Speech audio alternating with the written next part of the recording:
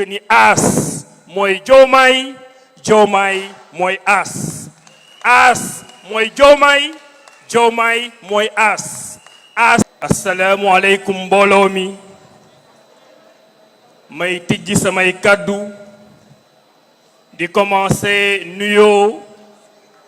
ak le président de la République du Sénégal, le président Bassirou Diomaye Diakhar Faye.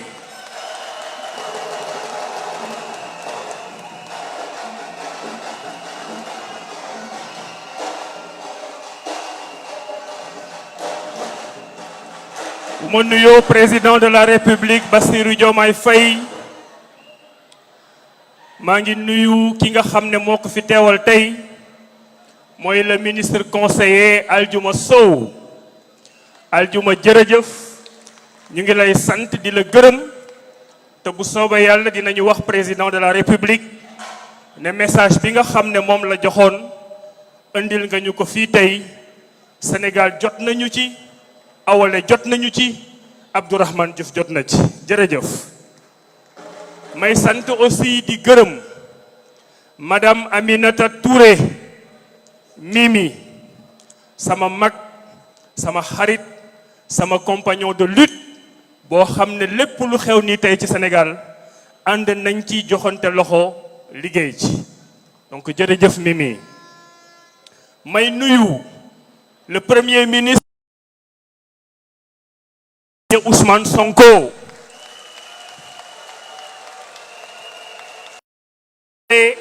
képp koo xam ne bokk nga ci parti PASTEF nga xam ne le premier ministre moom moo ko jiite.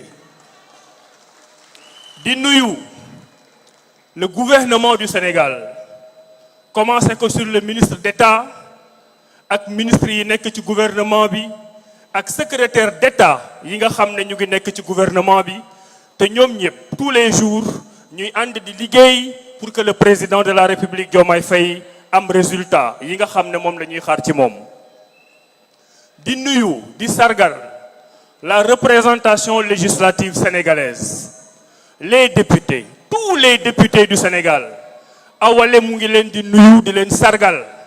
Abdourahmane mu ngi leen di nuyu di leen sargal. damay faral di wax ni Sénégal amul mandat impératif. bu ñu xesee ba fal li nga doone député, député Sénégal yépp nga doon, député sénégalais bu nekk nga doon, député Sénégal yépp ngay liggéeyal. donc maa ngi leen di sant di leen gërëm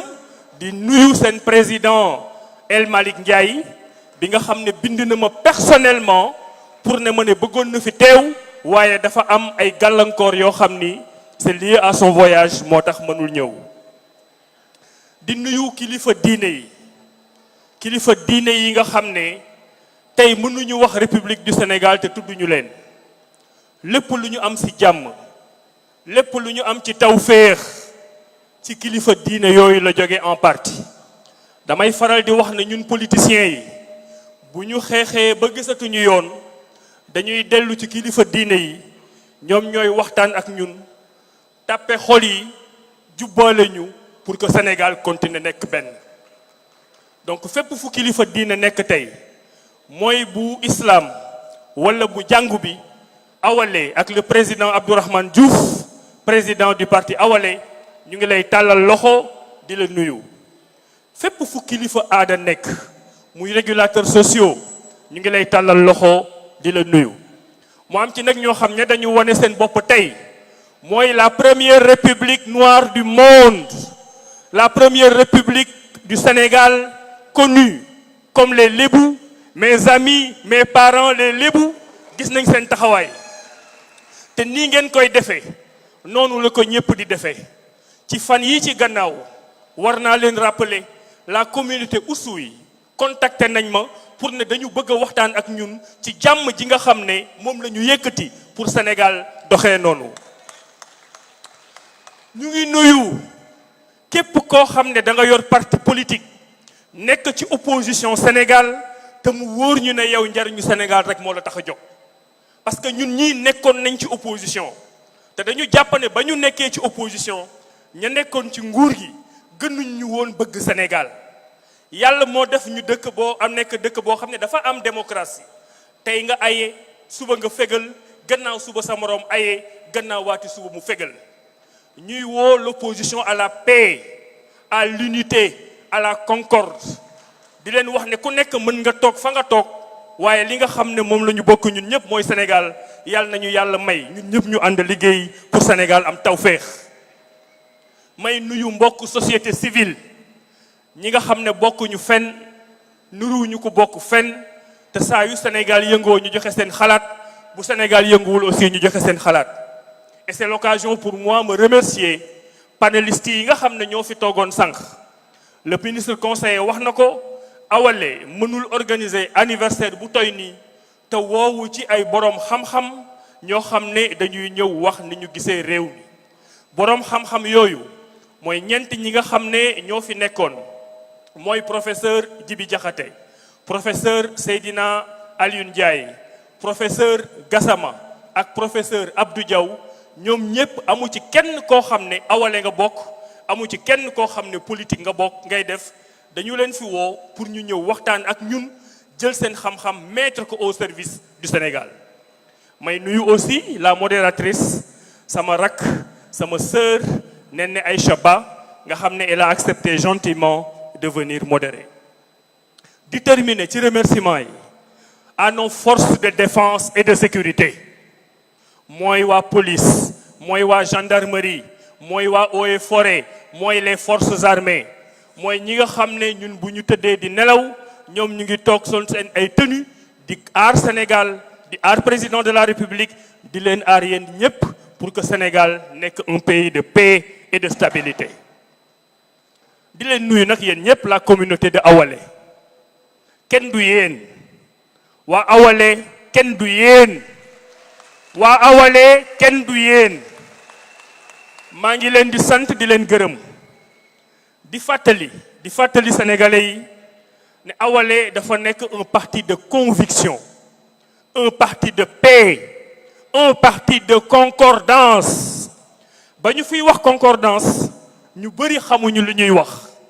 ñenn ñi nee nañu nan ngeen mënee nekk parti boo xam ne da ngay woowee concordance ànd amul féewaloo ñu ne leen déedéet comprendre leen ñu bu doon am na fi ay parti d'opposition yu fi nekkoon am na parti au pouvoir ba fa nekkoon waaye dañu jàpp ne dëkk dafa war a am pouvoir am opposition ku nekk sa gëm-gëm ku nekk jàpp li nga jàpp ku nekk am sa liberté de penser ku nekk am sa force de proposition ñu boole loolu yépp def ko ci benn panier pour mu nekk au service de la République du Sénégal ñun day Awalé loolu la ñu gëm ba ñuy nekk opposition dañuy woote concordance di woote jàmm bu ñu nekkee tey pouvoir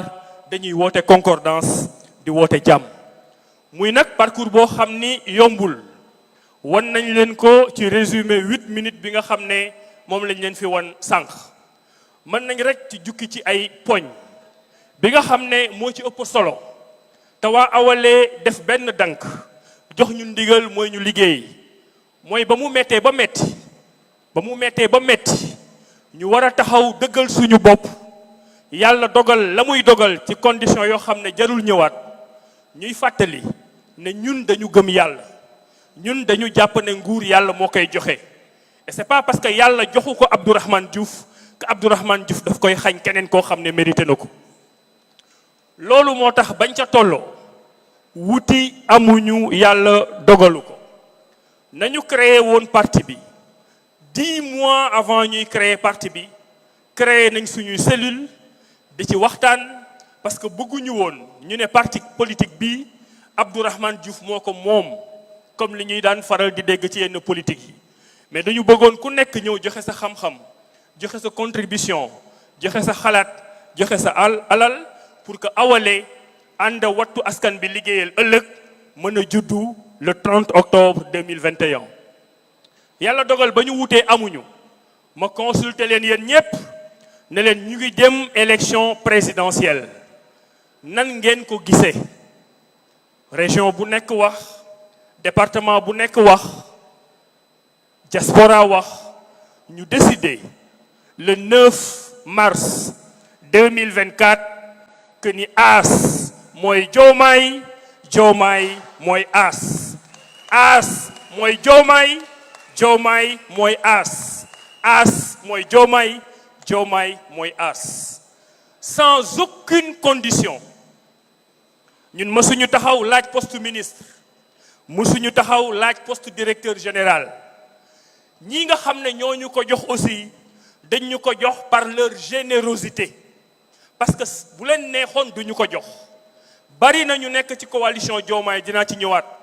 amuñu ministre, amuñu directeur général, te pourtant Awalé gënu leen, Abdourahmane Diouf gënu leen. dafa fekk ni rek ànd bi dafa doon ànd ngor. ba ñu taxawee ne ñun teguñu leen benn condition, lañ ñu taxaw nañu xam nañ ne tegu leen ñu benn condition, waaye jàpp nañ ne boo leen dugalee seen loxo ci liggéey bi Sénégal mën na jëm kanam. boobu ba léegi nag ñu ngi ci nekk, delluwuñu ci gannaaw. bi gouvernement bi di door a commencé jox nañ ñu fi ministère de l'enseignement supérieur, de la recherche et de l'innovation. ñu def fa fukki weer ak juróom-ñaar, def fa lépp loo xam ne moom la ñu xam, moom la ñu mën. ñu jëlee ñu fa yóbbu ñu ministère de l'environnement et de la transition écologique. ñu ngi ciy jéem lu ñu mën. ñun day Awalé ak man ci sama bopp li ñu gëm mooy bu dee da nga taxaw ne da ngay liggéeyal Sénégal, waroo taamu fa nga xam ne moom la le président de la République di teg pour nga liggéeyal Sénégal. man dama yàgg wax ne bu ma bokkee ci mbooloo, quelle que soit responsabilité bi ñu ma jox, Sénégal yépp dinañ xam ne responsabilité boobu matal naa ko. dama daan sax faral di tooñ ña ma nekkoon, ma ne leen bés boo leen yeewoo ngeen nommé ma responsable des toilettes publiques, boo leen yeewoo di ngeen fekk lépp luy dus ci Sénégal dina set, parce que dinaa ko jox axam, dinaa ko jox jëmmam, dinaa ko jox liggéeyam. donc di remercier encore le président de la République ci loolu, di wax waa Awalé am ngeen ndam. parti boo xam ne tey la am ñeenti at, vous êtes dans les 14 régions du Sénégal, vous êtes dans la diaspora, vous êtes dans les 46 départements, vous avez mis des cellules partout et vous continuez à travailler pour l'intérêt supérieur du Sénégal. Awalé dafa doon parti boo xam ne dafa am générosité.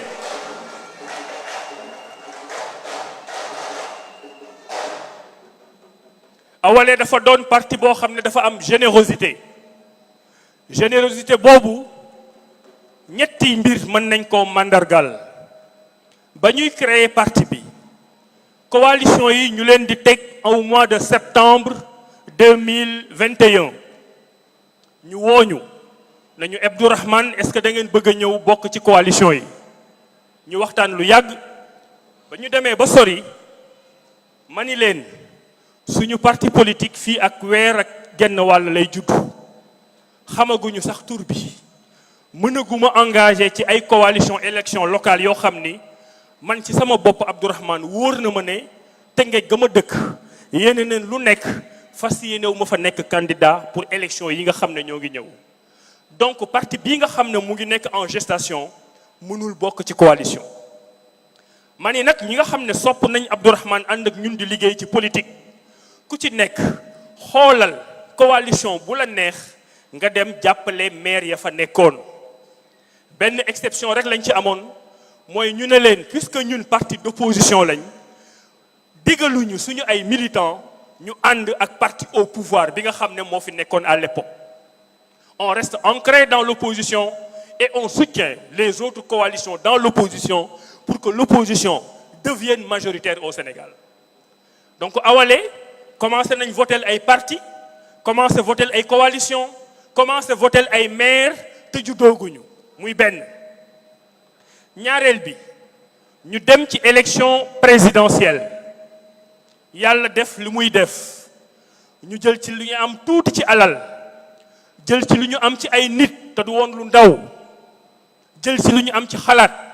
ñëw cotiser ko coalition Diomaye président pour que Diomaye Faye nekk le président de la République du Sénégal.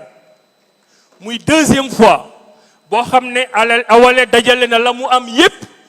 jël ko cotiser ko koo xam ne bokkuñu parti, teg ko ci générosité, teg ko ci gëm yàlla, teg ko ci espoir que ne kooku nga xam ne moom la ñuy jàppale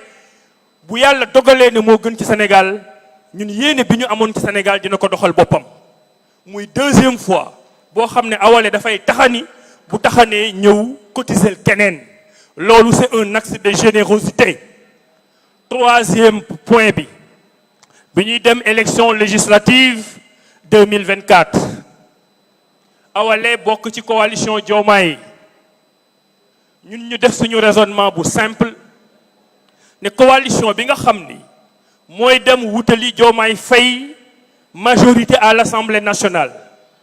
coalition bi ak nu mu mënti tudd ak ku ko mënti jiite ñu am ci candidat ak ñu bañ ci am candidat dañuy taxaw takk suñu ndigg pour que coalition boobu am majorité pour que le président de la République Bassirou Diomaye Faye mën a doxal mandat bi nga xam ne moom la ko sénégalais yi jox may fàttali te du lu ñu naqari amuñ ci dara lu ñu naqari ne élection législative boobu amuñu ci benn candidat élection législative boobu amuñu ci sax candidat suppléant te keroog boobu la Awalé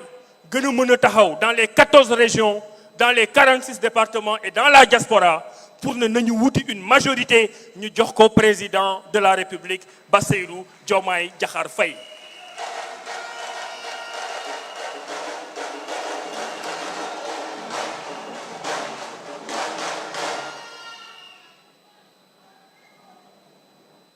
donc yéen Awalé te loolu dama bëgg sénégalais yi jàpp ko dama bëgg sénégalais yi jàpp ko dama bëgg lool li may wax sénégalais yi jàpp ko ñun ñoo constitué parti politique ñun ñoo am récépissé le 10 juin 2024 ñun ñoo nekk ci 46 départements yi ak 14 régions yi ñun ñoo nekk ci diaspora ñun ñoo nekk ñeenti at ñuy taxan te ba ñu taxanee ba léegi masuñu taxanal suñu bopp loolu dama bëgg sénégalais yi jàpp ko donc képp koo xam ne da nga yaakaar ni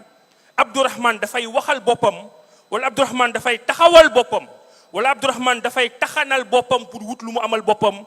juum nga duñu ko jàppe kenn parce que ba ñuy taxani di wut ba léegi mësuñu sànnil carte suñu bopp ñeneen rek la ñuy sànnil carte parce que dañu jàpp ne ñeneen ñooñu ñooy ñun dañu jàpp ne as mooy Diomaye Diomaye mooy as moo tax ñu continuer di liggéey boobu te loolu ci la ñuy continuer donc jaaraama Awalé bi ñu duggee ci pouvoir ñu ngi fiy def lu ñu man gouvernement bi ñu nekk Diomaye Faye jiite ko premier ministre Ousmane Sonko nekk ci di liggéey dafa am gis-gis bu ñu am gis-gis bi mooy la vision mooy l'agenda national de transformation du Sénégal vers 2050 mooy le master plan de 10 ans bi nga xam ne teg nañ ko mettre nañ ko en place mooy le plan quinquennal bi nga xam ne moom la ñuy démarrer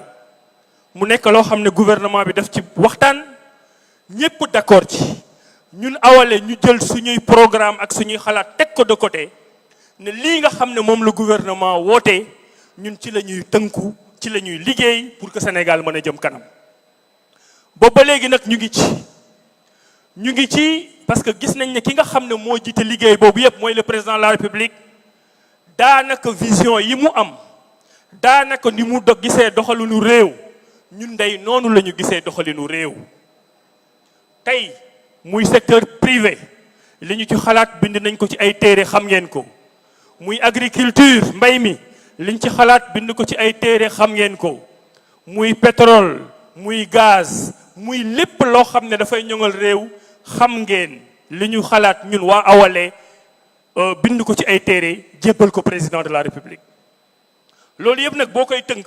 mooy mbirum souveraineté bi nga xam ne moom lañ doon wax sànq boroom kàngam yi wax ci lu rëy loo xam ne soxlawul ma suux ci lenn rek laa ciy insister mooy ñun day dañu bëgg a doon un pays souverain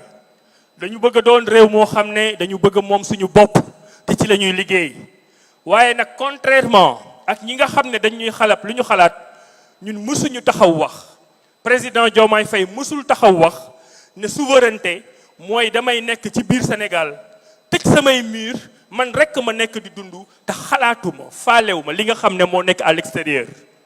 jiit bu am xel du xalaate noonu te suñu gouvernement xalaatewul noonu dafa fekk kay ne dañu gëm suñu bopp dañu bëgg suñu bopp dañu jàppane suñu tailleur yi dañ leen war a dooleel suñu baykat yi dañ leen war a dooleel képp koo xam ne suñu pêcheurs yi maa ngi leen di nuyu dañ leen war a dooleel suñu sàmmkat yi dañ leen war a dooleel boo doolelee sa bopp ci li nga mënal sa bopp ba yàlla sutural la li nga xam ne mënoo ko nga dem jéggaani ko te boo koy jéggaani nag tekkiwul ne da nga koy jéggaani benn at juróomi at fukki at téeméeri at moment ba nga koy jéggaani da ngay fexe nga man defar loolu nga xam ne amoo ko te yaa ngi koy jéggaani loolu moo tax bu ñuy yegg 2050 comme ni ko président Diomaye Faye bëggee di nga am loo mënal sa bopp ñëpp nangu ne yow yaa ko moom mais dina am aussi loo xam ne ñenn ñu ñoo ci rawoon te tey raw nga leen dab nga leen ba raw leen donc souveraineté boobu c'est l'un des piliers fondamentaux de la vision du président Diomaye Faye te ñun awale loolu lañ ciy liggéey ma jëm ci coalition Diomaye ak politique coalition Diomaye kenn mënu leen fay bu ma sañoon ngeen tàccu seen bopp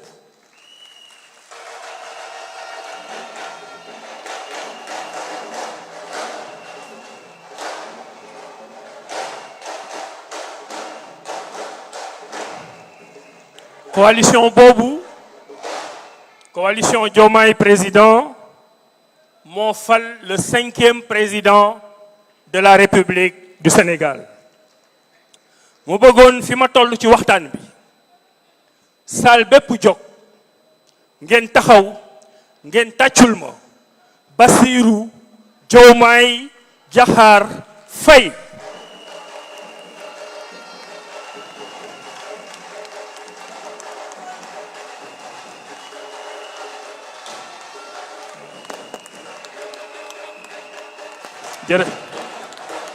jërëjëf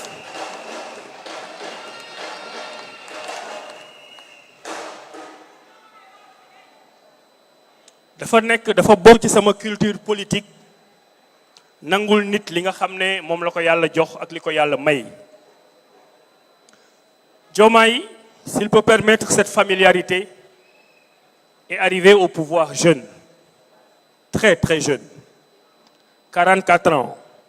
c'est moins que le président Abdou Diouf qui est arrivé au pouvoir en 1981 à 45 ans. Senghor ba mu liggéeyee ba jàpp ni moom sonn na mënatul dafay wuti ku ko remplacer 74 ans la amoon juróom-ñaar fukki at ak ñeent at yooyu nga xam ne moom la Senghor am ba ni sonn na bàyyi na at yooyu mooy 74 ans moom la président Abdoulaye Wade am di démarrer loolu mooy wane àdduna le président Macky Sall est arrivé au pouvoir jeune relativement jeune mais un peu plus âgé que le président Diomaye Faye donc Diomaye est arrivé très jeune mais Diomaye est arrivé très mûr Diomaye est arrivé très mature Diomaye est arrivé responsable et il est arrivé très très très responsable ba ñu defee une semaine ci gouvernement nekk ci koor gi laa def émission ne leen gën leen ko bàyyi xel parce que kuy déglu la ku gën a ku neex a ku xel mi neex ci comprendre li ñu koy expliquer la te dina gën a surprendre sénégalais yi lu ñuy gën a avancer boobu ba nag loolu lañ nekk ñu fas yéene ko jàppale ci loolu mais on ne peut pas gouverner seul la preuve parti bi nga xam ne moom la Diomaye bokk muy Pastef mes amis de Pastef maa ngi leen di nuyu di leen sargal di rafetal liggéey bi nga xam ne def ngeen ko ci Sénégal waaye nag di fàttali ne on ne peut pas gouverner seul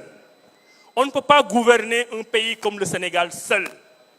ñi nga xam ne dañu may lire may bind dafa am loo xam ne yàgg naa ko théoriser mooy la légitimité principale et les légitimités secondaires légitimité principale mooy yow li nga moomal sa bopp li Diomaye Faye moomal boppam li Pastef moomal boppam waaye loolu mënul doy parce que di nga am benn Mimi Touré boo xam ni Pastef partem toyul comme Pastef waaye am na ñu bëgg Mimi Touré am na ñu fonk Mimi Touré ba nga xam ne fu leen Mimi Touré joxoñ fa la ñuy dem bu leen Mimi Touré joxoñee Diomaye Faye dañuy dem jàppale Diomaye Faye Abdourahmane Diouf mel noonu am ay nitam am ay mbokkam am ay am di jàmmam am ay militants yoo xam ne ñoo koy jàppale lu mu néew loo indi ci coalition bi nañu jàpp ne loolu yow moom nga taxan en tant que légitimité secondaire indil ko la légitimité principale. ñi nekk ci Diomaye président moo xam mouvement la ñu yor moo xam ak ay individualité la ñu yor kenn waru leen xeeb parce que bu dee benn carte indil nañ ko coalition bi pour que Diomaye Faye mën a nekk président de la République. ànd bu rafete noonu nag ànd bu neexee noonu nag ànd boo xam ne fexe ngeen ba fal un président de la République dañuy fexe mu gën a taxaw dañuy fexe mu gën a ñoñ pour que suñu président de la République réussir. parce que tey bu Diomaye Faye échoué Abdourahmane Diouf dafa échoué bu Diomaye Faye échoué Pastef dafa échoué Awalé dafa échoué coalition Diomaye dafa échoué loolu mooy dëgg. moo tax ku ñuy fekk ci bëgg la Diomaye jàppale ko ci liggéey yàlla na lay yàlla tappel sa xol ba nga mën ñu fekk ci li nga xam ne moom la ñuy liggéey. donc coalition boobu ñun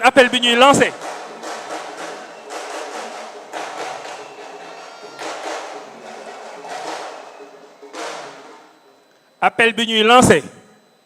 mooy nañu toog déglu ki nga xam ne mooy président nga xam ne coalition bi moom la ñu ko tuddee ba fu mu ñu joxoñ ñu ànd ak moom liggéey bu soobee yàlla jarul yàkkamti. fi may terminer parce que xam naa ne fayeen yeeg seeneen yeeg ngomeen yi commencé nañoo xiif te xew mi neex na ba pare. je vais terminer par un appel au consensus, un appel au pardon, un appel à la concordance. Sénégal dafa am histoire te dama yàgg wax ni nous avons toujours été au bord du gouffre maanaam dem nañu ba mel ni kuy daanu ci biir mboy waaye Sénégal mësul daanu. li koy wane mooy élection présidentielle yi nga xam ne moo fi mujjee dem nañu benn moment ba lépp luy journaliste ci àdduna ñëw nga Sénégal képp ku yor caméra ci àdduna ñëw nga Sénégal parce que da nga jàpp ne Sénégal day takk Sénégal day booy Sénégal day def comme yeneen ñi nga xam ne yeneen pays africains yi noonu lañu daan def.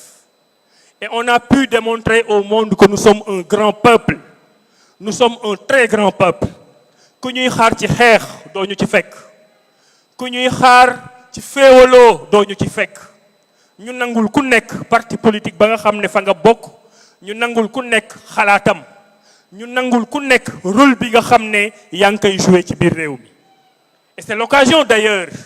de rendre hommage à la presse du pays, de rendre hommage à cette presse vaillante qui est en train de faire un excellent travail. La presse boo xam ni sant ñu ko mukk muy tagg gouvernement sant ñu ko aussi mukk muy jalgati yoon waaye na presse bi toog ci àndam ba nga xam ne mooy àndam parce que presse boobu dafa am rôle ci première alternance am rôle ci deuxième alternance am rôle ci troisième alternance. Boubacar Diallo maa ngi lay sant di la gërëm amuma sa fay suñu diggante yàgg na lool fu ñu mës a taxaw fekk nga ñu fa. te bari na nag ñu mel ni yow ñoo xam ne ils sont dans l'ombre ñoo xam ne ñëpp jàmm rek la ñuy woote ñun jàmm rek la ñuy woote dama bëgg ngeen topp ci ngeen ñu ne ñun jàmm rek la ñuy woote jàmm rek la ñuy woote jàmm rek la ñuy woote parce que lii ñu nekkee ci suñu jàmm biir Sénégal